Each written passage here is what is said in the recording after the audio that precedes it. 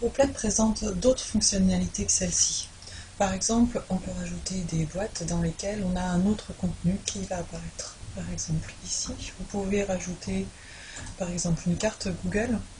Par exemple, là, on va saisir avec le nom. Aussitôt, nous allons être zoomé dessus. Donc là, soit je peux déplacer le curseur, soit changer l'échelle et CAG le nommer. Ainsi, la carte peut être importée dans une boîte et cette boîte peut être redimensionnée pour sa localisation. Voilà. Imaginons que je veuille introduire un autre contenu. Je vais passer cette boîte, je vais aller sur YouTube. J'ai déjà fait une recherche avec Kagbeni. Il se trouve que c'est une région qui est très visitée par les trekkers et qu'il y a des vidéos qui montrent ce village. Je vais donc pouvoir ici visualiser la vidéo avec la fenêtre YouTube que je peux bien entendu redimensionner.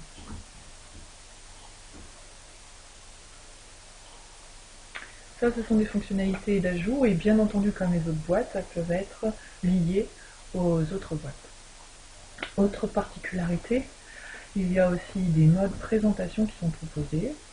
Vous avez par exemple le mode présentation ici, qui permet de montrer les différentes boîtes dans l'ordre que vous souhaitez. Donc je vais enregistrer, je veux que cette boîte apparaisse en premier, puis celle-ci, puis celle-ci, celle-ci, celle-ci. Dans cet ordre. Alors il se trouve que si je change d'avis, je peux encore modifier cet ordre. Je décide par exemple de supprimer ce numéro, auquel cas la deuxième devient la première et toute la numérotation est décalée. Ou bien je m'aperçois que celle-ci devrait être avant la deuxième et l'ordre va être inversé à je peux ensuite faire la présentation.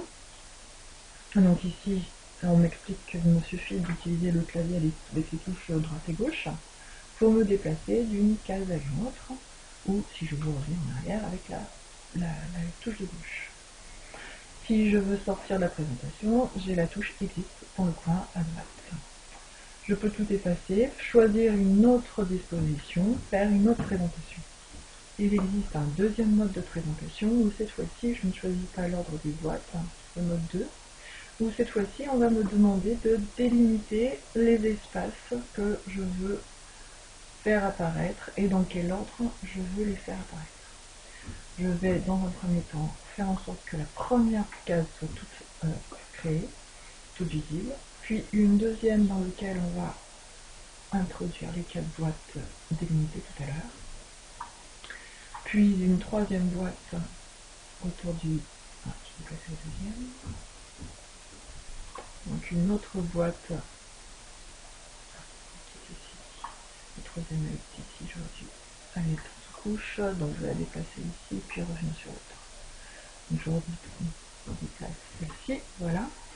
La troisième devra comprendre la case village et les 3 sous-boîtes. Et la quatrième, ici, délimitera tout ce qui est en relation avec la rivière. Cette fois-ci, quand je fais le mode présentation, je passe, comme tout à l'heure avec les touches droite et gauche du clavier, je vais commencer par le village, puis on va dézoomer sur les 4 boîtes délimitées, puis sur le village, puis enfin sur la rivière. Et de même, j'ai le mode Exit pour sortir ce mode.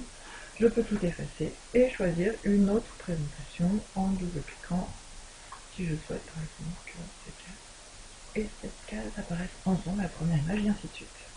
Donc ce mode présentation peut être très intéressant pour demander aux élèves en phase finale de résumer les différentes informations et d'organiser leur présentation.